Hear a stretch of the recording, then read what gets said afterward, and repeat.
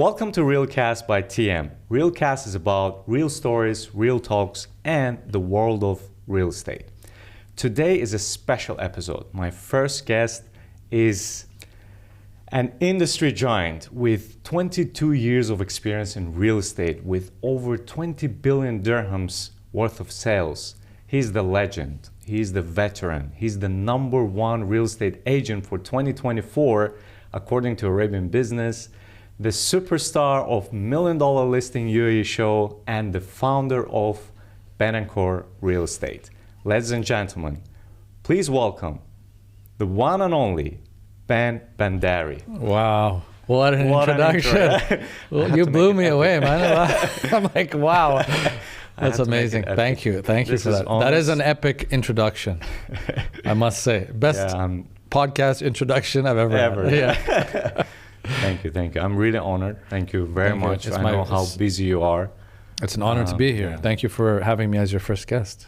Yeah, I'm super excited. That was the plan. This is the beginning of something big. Yes, right? Exactly. So I'm thrilled. I'm honored. Ben Bandari today is our guest. Okay, so let's jump into it. Yeah, let's jump into it. So I've prepared some interesting questions, Ben, and let's start with your journey. Well, 22 years in the industry. Yes. This is an incredible milestone. But take us back and tell us what got you into real estate initially and what kept you passionate, throughout these years. Tell us your story, please. So I kind of just fell into the real estate, to be honest with you. So let's rewind back to the year was 2000. I was in Vancouver, Canada. And, like a lot of adolescent children or kids growing up, a lot of people, they don't know what they want to do. And I was one of those kids. So, I had just recently dropped out of university. I was a dropout. I didn't know what career I wanted to progress. I was working in my parents' restaurant at the time, so I was... I didn't know that. Yeah, my parents owned 2-3 Arby's fast food chains in the U.S. It's a cowboy hat. It's I wouldn't say McDonald's, but it's one of the top, you could say top 10 globally, worldwide. Yeah. See, it's the first time I hear that. Yeah, it's not too many people know. So we had the Arby's fast food franchise.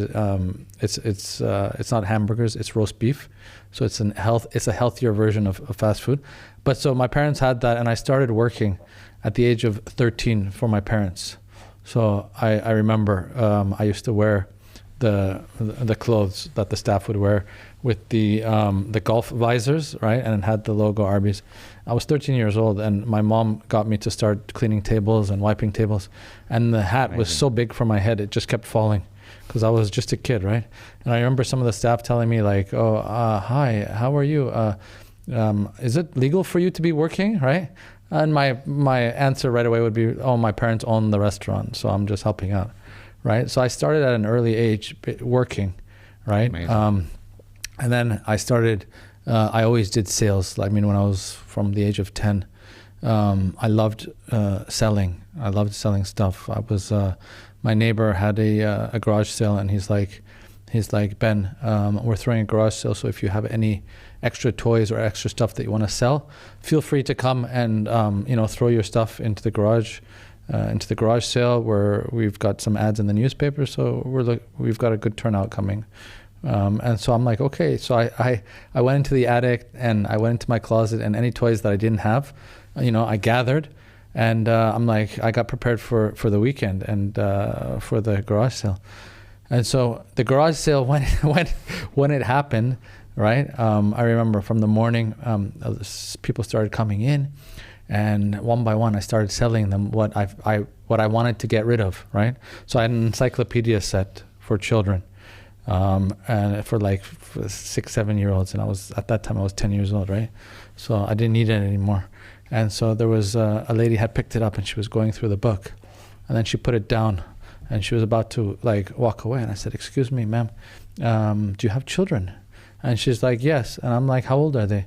And she's like, "Around 5-6 years old." And I said, "Well, look, Are you concerned, or do you care about their education? And she's like, yes, of course. And I'm like, when I read these when I was younger, it really helped me, and it educated me, and it took a lot of things into perspective. So I highly recommend these books for your children. And she's like, how much is it? And I'm like, it's $7.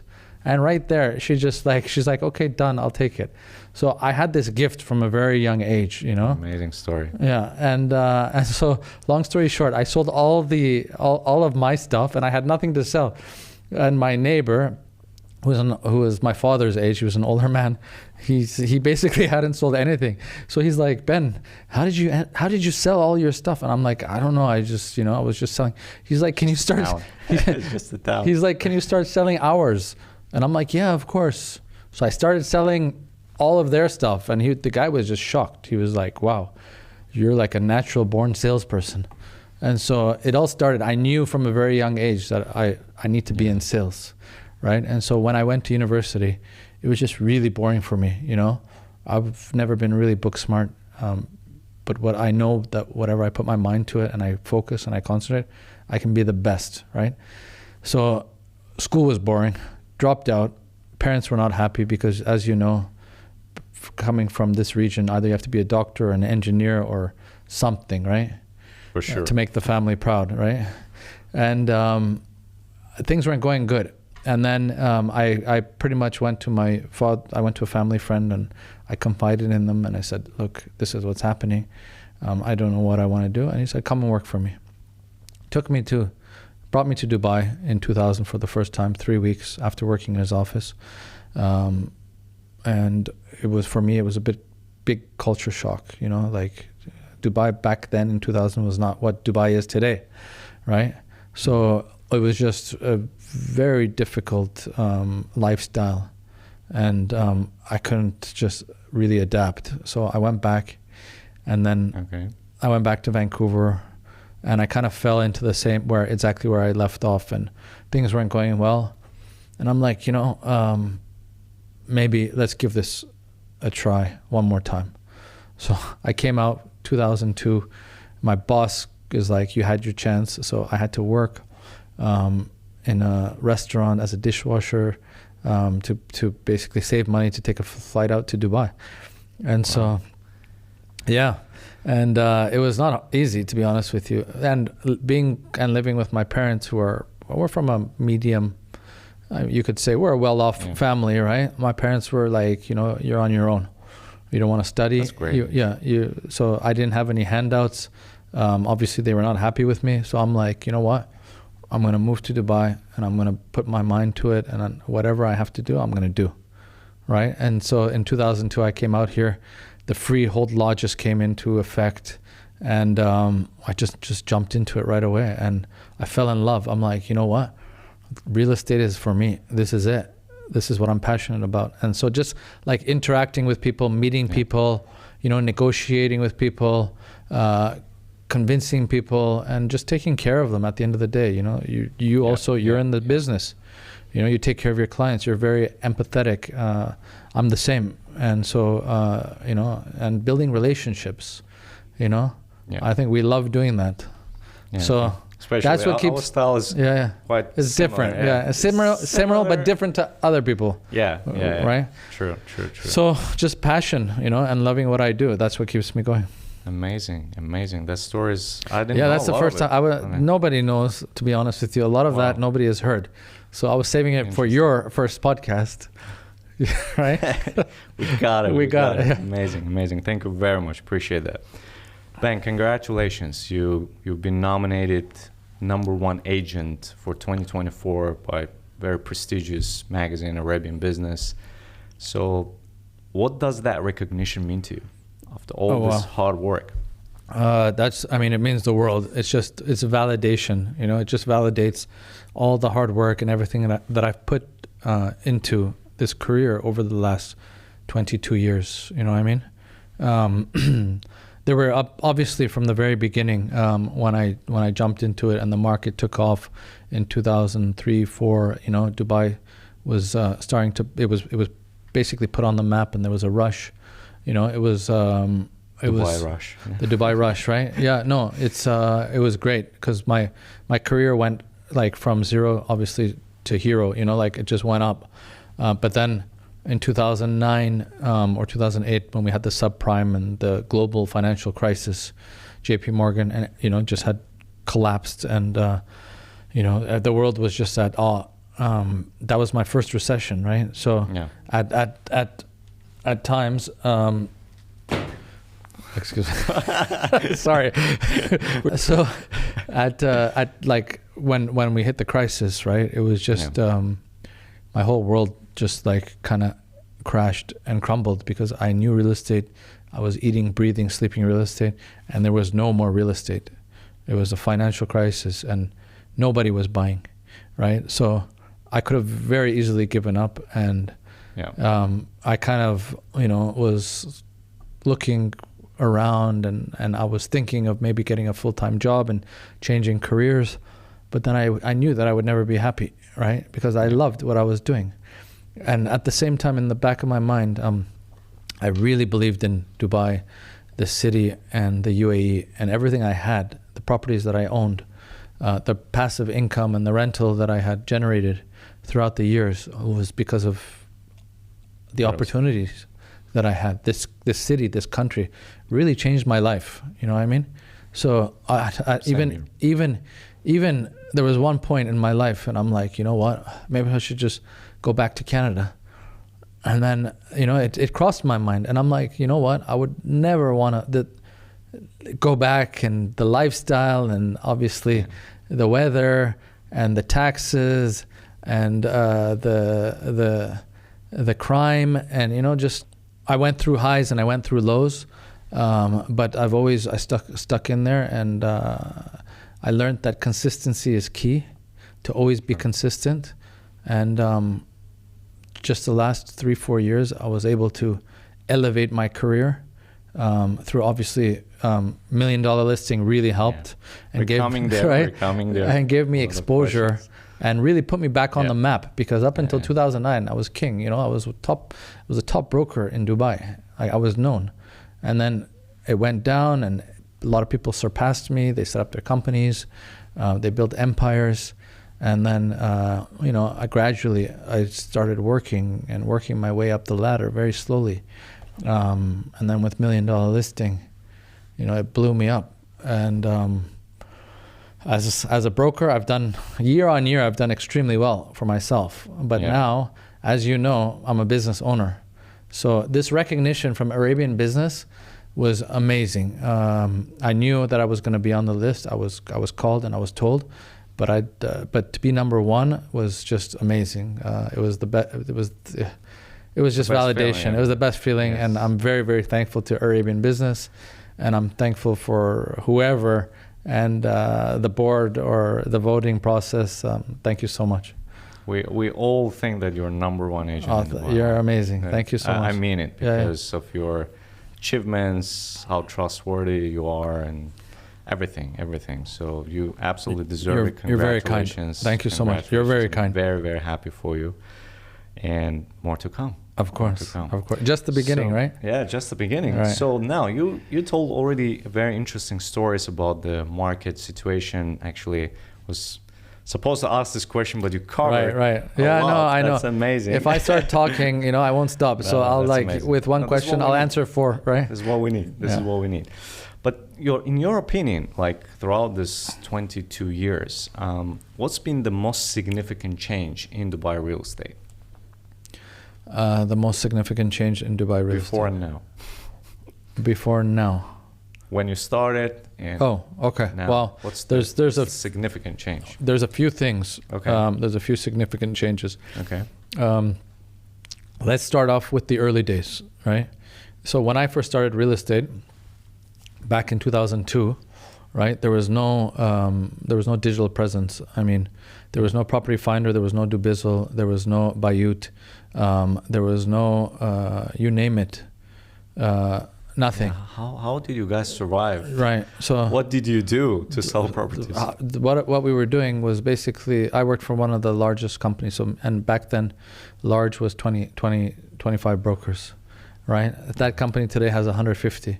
But I remember we used to, once a week, we'd have to go into the CRM, we'd click, and it was the only real estate company with the CRM. All the other companies didn't have CRM. They had Excel sheets. It was a disaster. It was a mess. Wow. But it was the first CRM that was brought into the market, and it was designed by that real estate company. So we would go on and we'd click our properties, right? And then the marketing department would actually take an Excel sheet of those properties and then design an ad for the papers, print media, for Gulf News. So we were in the freehold section within the Gulf News. And sometimes those ads that were published, right, the properties were already sold because it would take 1 week for it to come out, right? So, for example, on a Monday, I would click a property. On the Friday, it would go out to the newspaper and the property had already been sold. Wow. So it was, the only way was print media. And then slowly, Dubizzle came on and they started, it's classifieds now, right? So you can sell anything you want, your watch, your car, right? But before it was fueled and it started off with properties. Interesting. Yes. I didn't know that. Yeah. Fantastic. Wow. And that's another podcast, another story. That's another story. Yeah, that's another story. You want to continue? I remember when the two guys, the Americans, they came into our company. And they were like surfers, young guys, and they're like, "Yeah, we're coming up with this this site. It's called Dubizzle, and the name was apparently inspired by Snoop Dogg.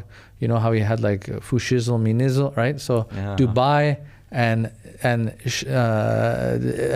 it was like merged, and it was Dubizzle, right? And because it was on fire as well." Which had the logo. And then these young guys came in, and when I moved here, I'm like, why is there no buy and sell? Why are there no classifieds? Because back in Canada we have Craigslist, we have buy and sell. So I'm like, there's no buy and sell here, right? But it's all about execution. These guys came in, they had the idea, they executed it, and they sold their company for millions and millions of dollars. Amazing. That's very interesting. Yeah. So the most significant change is the technology, right? And yes, technology, tech-driven. Innovation. We didn't have social media back then. Yeah. Right? Like it went from, literally it went from print media to online, like web portals, and then it went to website SEO, and now it's social media. And as you know, social media is now, it's everything, right? Yeah, if you're not there, even if you have like 30, 40 years of experience, nobody knows you. So it's you're right. Interesting. So another question is, many people believe the market is unpredictable here in Dubai. So what's your take on that? Like, how do you navigate such shifts successfully? Like, you've been through how many cycles? 3, 4? Something like that, yeah. I think 3, at least 3 cycles, full cycles. Yes. So, what's the difference in these cycles, and how do you see the market? Many people are correct. The market is not predictable. It's unpredictable. Yeah. And like I say, obviously we don't have crystal balls. We can't look into the future, right? But I think with real estate, right? The 3 cycles that I've gone through have been probably the best experience that I've had, right? Yeah, obviously you have to look at the market. You have to see what's happening in the market dynamics. You have to look at the price per square feet. You have to look at last year's, basically, reports compared to this year's reports. And you have to just follow the trends and look to see the cycle, because usually it's a 7-year cycle. Right? Sometimes it's 4, sometimes it's 3. Sometimes now it's shorter, right? Sometimes things happen that you can't predict. For example, in 2019, 2020, we had COVID, right? So these are unpredictable factors, right? And these affect markets, not only real estate markets, but global markets, right? How I never thought that what happens in the U.S. back in 2008 is going to affect the real estate here in Dubai. Right? Yeah. So it's not just 1 or 2 or 3 things. There's many factors that are basically linked to each other. So I think, I wouldn't say a hunch or intuition, but I think with being in the market for so long and having experienced these cycles, I have a good sense of what's going to happen, and I try to communicate that with my clients as well. So the next question, what's going to happen in your opinion? Right.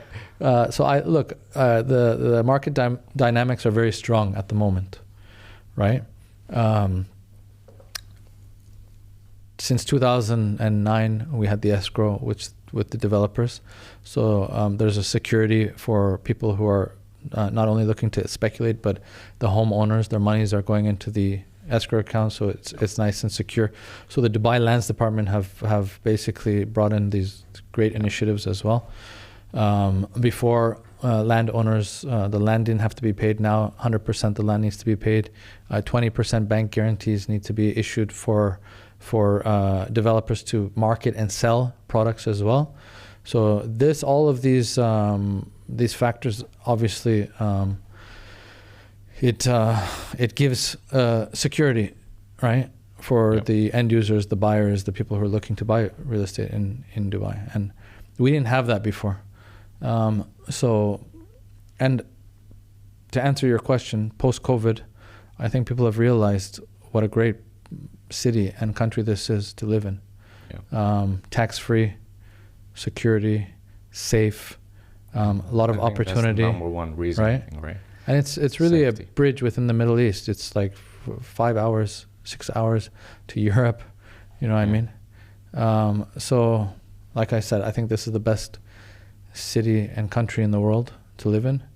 100%. Right, and also with like the golden visas and everything that they're coming up with, we have casinos, which we never thought would ever happen in this country, right? I think it will boost economy a lot. Definitely, right? Yeah. So I think when I started my career, it was a hard sell in 2002, but now I think the Dubai, Abu Dhabi, the UAE as a whole, I think it's, I have people calling me from Canada, from all over the world. Is there a job there for me? Is there any opportunity for me? I think don't even need to sell it. It's already sold, right? People are coming here from 200 plus countries worldwide. So what's happening? I think it's happening. Right? That's the best answer. Right? It's happening. Oh my God, it's happening. Right? Everyone is coming here. Everyone's coming. Agree. Amazing. Okay, now let's talk about the $1 million listing. $1 million listing. UAE. Experience. So you've been featured. I remember when we had this conversation. You were one of the first people that I told, actually. Yeah, I appreciate that. And I believed in that, and I was super excited. I said, just do it, man. One of the few people that believed. Yeah. Well, thank you. Yeah, of course. But I knew that it's gonna be really positive, and being on such a high-profile show, it's on a different level. So now the question is, how did it affect the show? How did it affect your career, your personal brand, your business? Tell us about that, please. Oh, right. So $1 million listing UAE has been a game changer for me. It's like I said, my career up and down, right?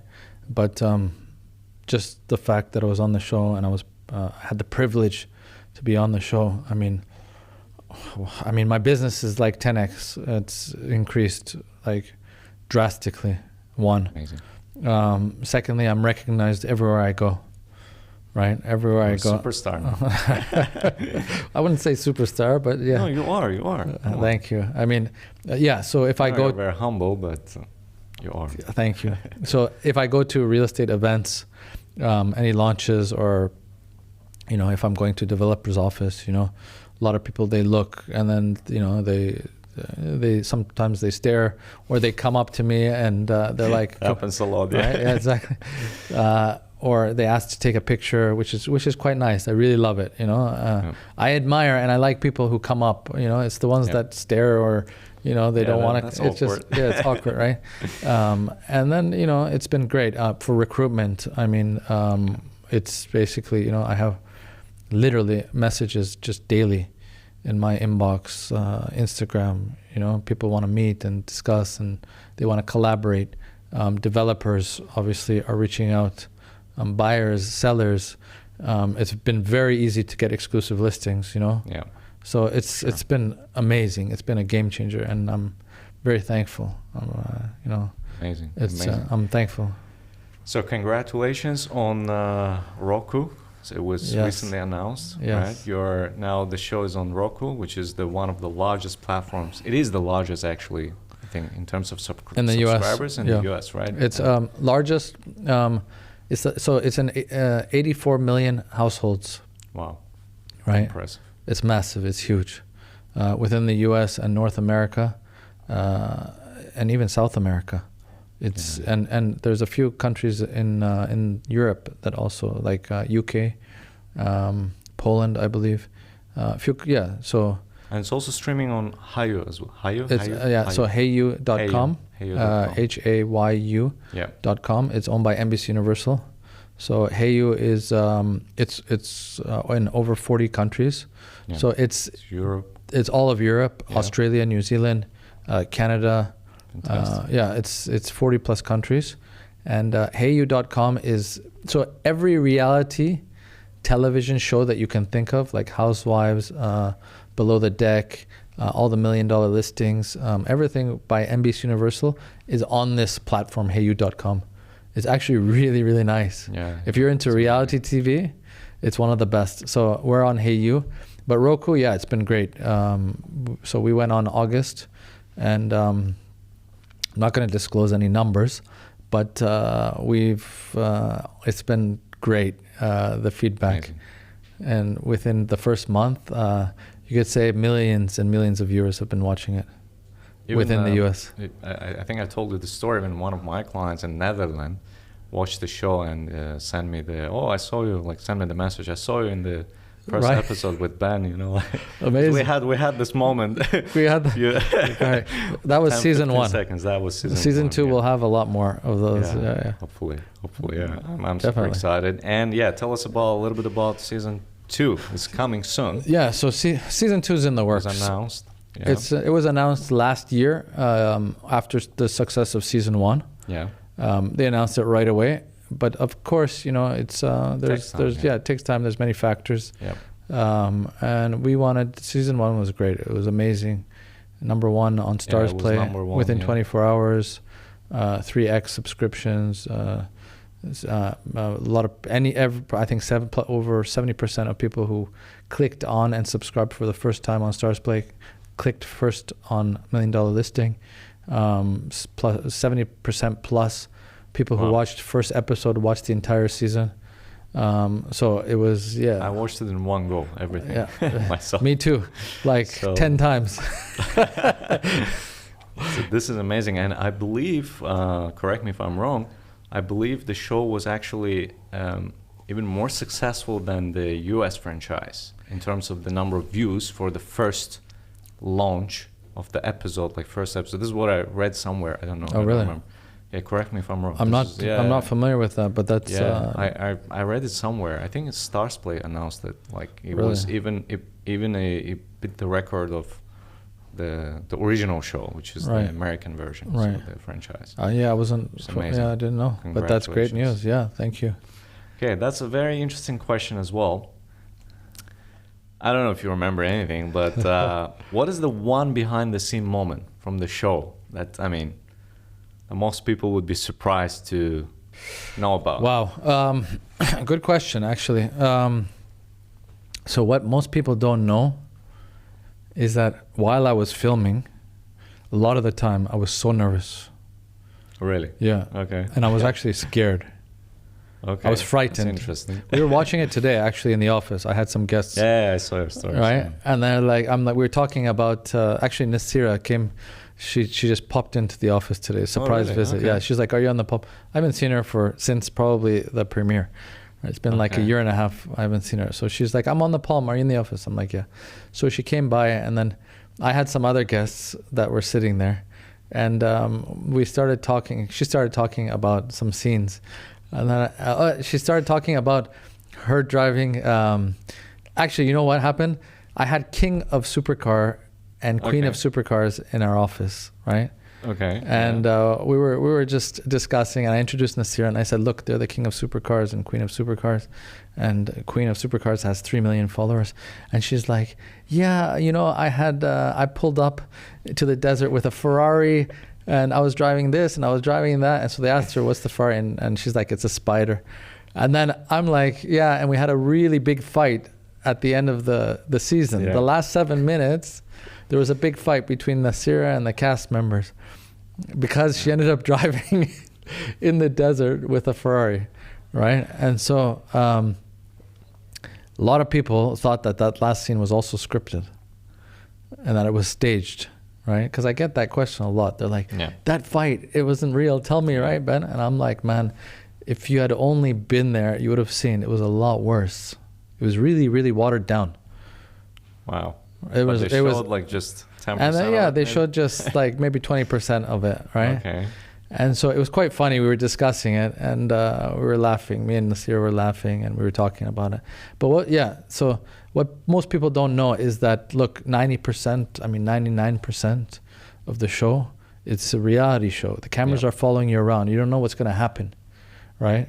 There's no staged moments, or it's not set up. Like, all the deals are 100% real. Yeah. Right? Can you imagine doing a fake deal and then another real estate broker sold that property? That would just destroy the entire credibility of the show. Of course. Right? 100%, yeah. And then secondly, like, yes, some things, for example, the producers will say, you guys need to come to the desert. And we're like, why are we going to the desert? But it's the intro shots where we're on the bikes and it's introducing everyone, right? The last scene, again, we all got together, right? And there was drama, fight, right? It's good for TV. But I was extremely, extremely nervous when I first started filming. Even at times when I was sitting on the stool for the interview, you've got a green screen behind you, right? Yeah. I was sitting there and I was just collecting and calming my nerves. I was taking in deep breaths and I was like, okay, it's not easy, right? Yeah, and because the camera's there and you've got like 10 people behind the camera, looking at you, and everyone's staring, right? Like, and my knee, literally my knee was just like shaking like this. I had to grab my leg and my knee. You wouldn't say that, actually. Of I course watched the not, show, right? like... You couldn't tell. Yeah. And then there's times where I was filming with Josh and Matt Altman. These guys have been doing it for 15 plus years. They're on season 15, right? So the guy comes in and he's all like, he's a natural, right? He's a professional. And I'm like, holy moly, right? I was about to say something else, right?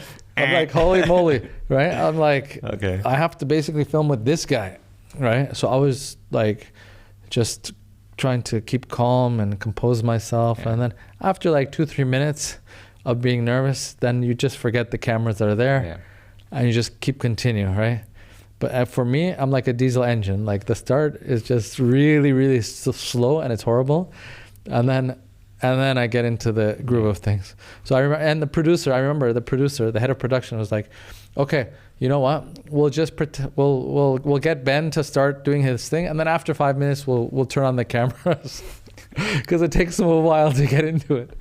So that's interesting to know. That's actually you. Yeah, I'm not a natural. Answer that question like 100%. I'm not a natural, that's for sure. But now, of course, it was amazing. I mean, it was natural, so and I couldn't tell that you were nervous.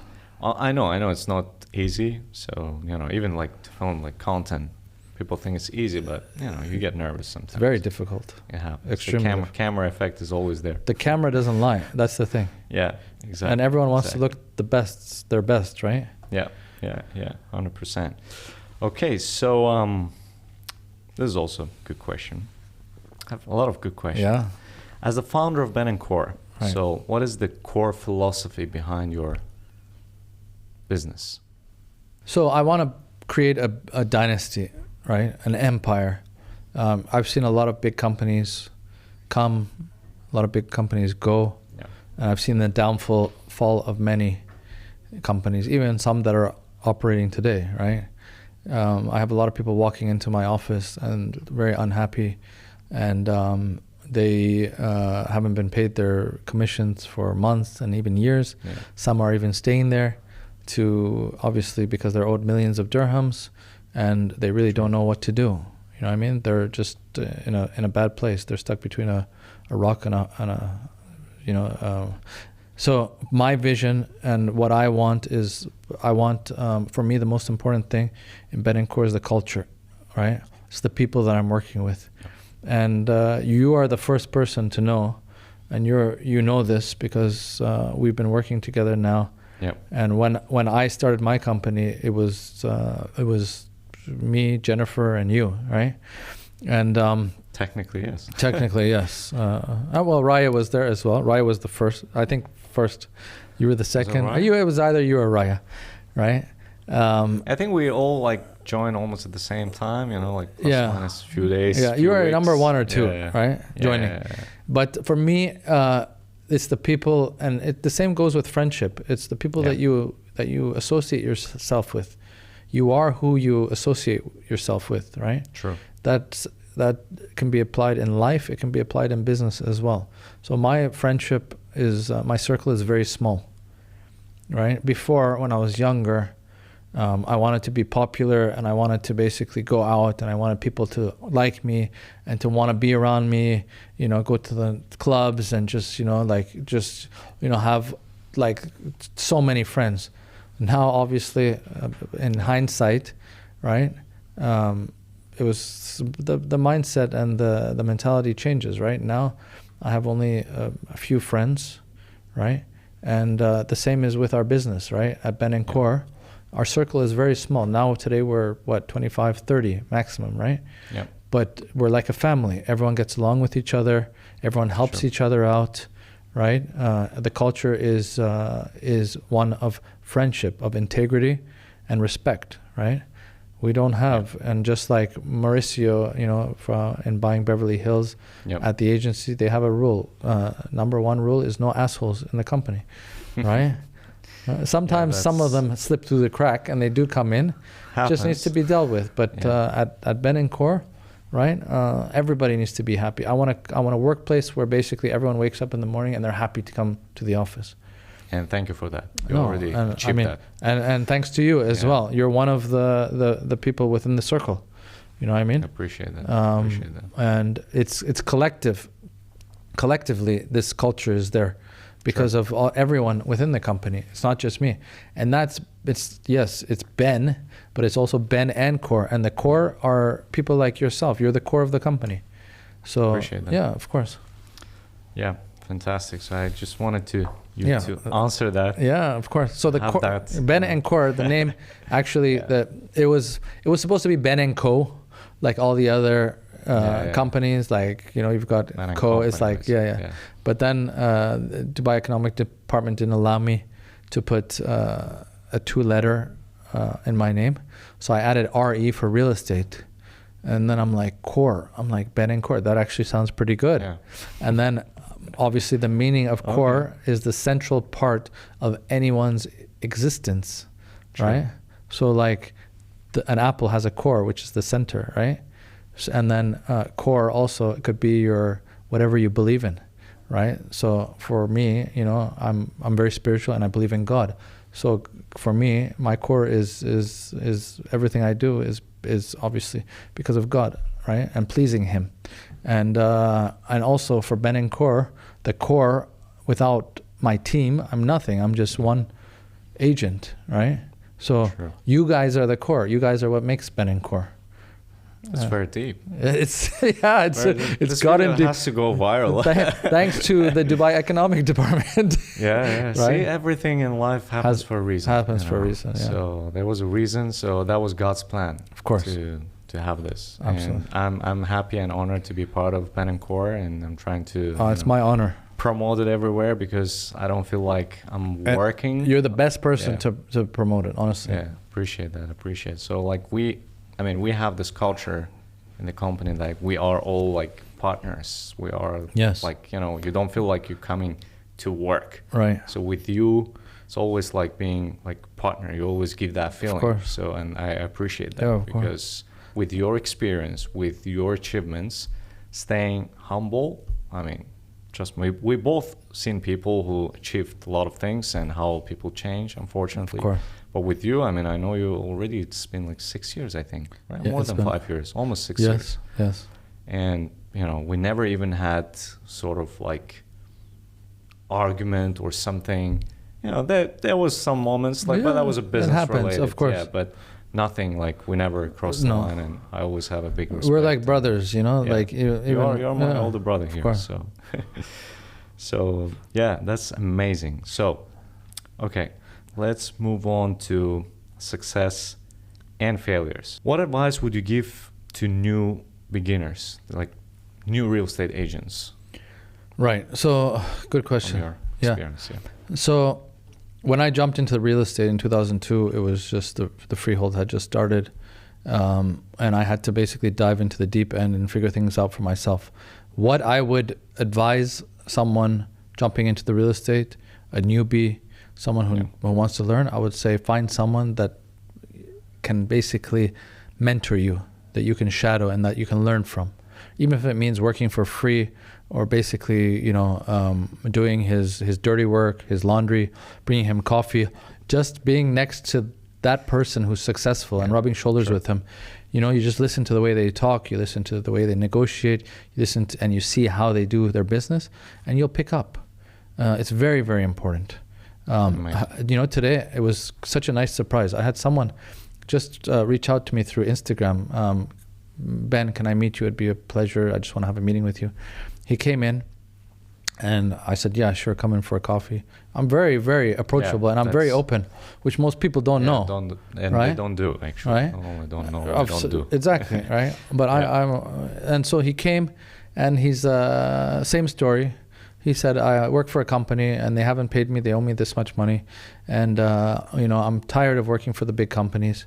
I want to work for a boutique. And actually, I'm looking for someone to mentor me. I said, how long are you in the real estate? He's like, 2 years. And I've achieved this, that. Quite a successful guy. He's done well, right? But he's like, I need that mentorship, right? He's like, I follow you on Instagram. I've seen your accomplishments and your achievements, but I want to work for you, right?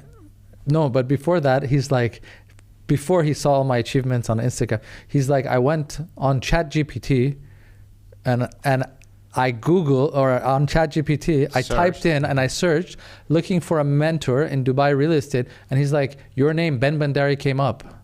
Wow. And I said, are you kidding me? On ChatGPT? Let me try again. Right? So let me try myself. This actually happened a few hours ago and I was shocked. And Jennifer was sitting next to me. I'm like, Jennifer, listen to this. Wow. And so right after this podcast, when I get home, I'm going to go on ChatGPT. I'm going to test it out to see if my name pops up. I was like shocked. Amazing. So he's like, I looked for mentor in Dubai real estate 2024 and Ben Bandari, your name came up. And then I started following you on Instagram and I saw you and I saw your accomplishments and Million Dollar Listing and #1 UAE business or Arabian business. And so he's like, I want to work for you. I said, okay, sure. Let's Amazing. Amazing. And so that's the best advice you can give. Yeah, Find a and mentor. that's one. The second best advice I would say is in this business, if you're going to do this business and you want to be successful, think long term. Yes. You know, a lot of the brokers, they jump in and they see the big money and they close a deal and they make their 1 year salary in one deal, right? And they're like, oh my God, you know, and they just, it's a rat race. They just want to close the deals. But, you know, think long term. Don't think over here, think over here, right? Think about your clients. Think about, have empathy, right? Get them the best deals, right? If there's a property that you feel that you wouldn't buy yourself, don't offer it to your clients because it's long term. And this business and this city is very small. People talk. True. Right? So, amazing. And, you know, the best way of doing business is referrals. If you take care of your clients, they're going to refer other business to you. 100%. Amazing advice. Okay, so let me ask you a little bit personal side. What Ben Bandari, outside of real estate, how do you relax? How do you recharge? How do I recharge? Yeah. The only way I recharge is with my children, right? Like if I'm stressed out, 100%. Right? And you know, you can relate. If I have the worst day or I'm stressed out or a deal falls through or something happens in the business, you know, I just rush to my children's house, and the second that I see them and I just hold them and I hug them and I kiss them, and it's just like they say daddy, you know, it's just like my whole everything, all my worries in life just disappear and they go away. And yeah, it's my kids. My kids are everything. Amazing. And everything I'm doing is for my kids. So they're the driving factor. And yeah, they just make everything go away. Same here, actually. That's my relaxing. Amazing. I have a lot of questions, but unfortunately our time today is a bit limited. Yeah, we got to do maybe a part 2 of this. Yeah, for sure. For sure. We're going to discuss many things. We'll do it actually at least once a month. So yeah, of course. With pleasure. But I have a very interesting thing as well. It's like kind of, I'm going to ask you questions, 10 questions. So you will, you need to pick one option. So I'll give you 2 options. Sounds cool. Like one answer, whichever you feel. Okay, let's go. Let's go. Desert safari or marina yacht cruise? Marina yacht cruise. Downtown Dubai or Palm Jumeirah for ultimate living experience? Palm Jumeirah. I live on the Palm. My office is on the Palm. I eat, breathe. I eat, breathe, and sleep Palm Jumeirah. Right. Amazing. Luxury villa or high-rise penthouse? Luxury villa. Off-plan property investment or ready to move in? Ready to move in. The future of Dubai real estate, AI-driven or relationship-driven? Both. Okay, interesting. Business meetings, face-to-face or virtual? Face-to-face. Old school. Old school. It will always be face-to-face. Same, I love it. Yeah. Favorite Dubai landmark, Burj Khalifa or Burj Al Arab? Burj Khalifa. For work-life balance, early morning workout or late night relaxation? Late night relaxation. I wish I could do early morning workout, to be honest. I'm starting now. I got to shed the weight for season 2, but yeah. But I'm so busy. Yeah. Late night relaxation. Late night relaxation, yeah. Invest in Dubai commercial properties or residential luxury homes? Residential luxury homes. The UAE in one word, innovation or tradition? Interesting. I would say tradition. Yeah, I agree with you. Yeah, because it's all about the culture, right? Yeah. And culture is not just how many years you are as a country. It's the way that the lifestyle. Lifestyle, I think the values, the culture, the respect, everything. You know, the way the women are treated with respect, you know, everything. Yeah, I think we're both just in love with UAE and Dubai. Amazing. Thank you very much, Ben, for coming to the show. So I really, really appreciate. Thank you for having me. It's an honor. It's a privilege. And yeah, you're a brother from another mother. Love you, man. Same here. Love you too, bro. And we together will achieve a lot of success. Oh yeah. The best is yet to come, right? Yes, for sure. Stay tuned. Okay, that's the first episode of RealCast by TM, and I'm truly honored to have today Ben Bandari. He shared his journey, his insights, his experience, everything. That was very, very valuable for us. And if you enjoyed this episode, please like, share, subscribe to the channel, leave the comment down below if you have questions for Ben. For me, would be more than happy to answer, and I'll see you next time.